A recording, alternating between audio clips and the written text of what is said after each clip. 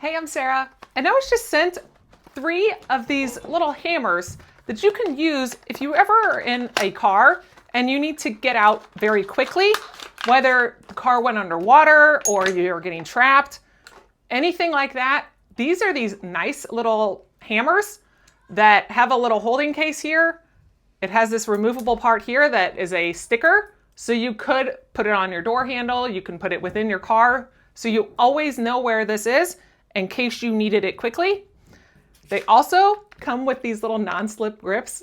These are so cute because a lot of times when you're in an emergency, you're gonna get sweaty and that's gonna make this slippery. So these little guys can really help hold on to this. So I'm gonna bring you in here close and we are gonna take a good look at these. So these have a variety of different colors. You have your black, your silver, and your red. And then they each have this little holder right here. So it'll just snap right into place, so it'll be there when you need it. Now it has this also little kind of handle at the top. If you wanted to put it on your keys or hang it somewhere, you can also have it hanging.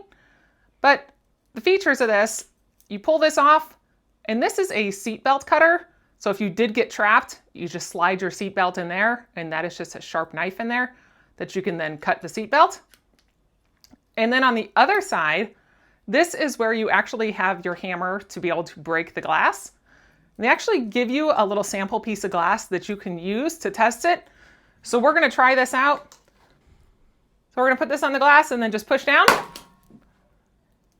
And that broke the glass really fast. So this would be great for any emergency situation to be able to keep in your car and know that you've got that to be able to escape if you ever had to. Now these little stickers, you can put one of these on the sticker, and they do have a little bit of texture on them. On a couple of them, they have the texture, and the other ones they have, you can kind of feel different pieces on there. I'm gonna grab this little yellow guy because he's got all sorts of texture on him. And I am just going to place him right on the top there.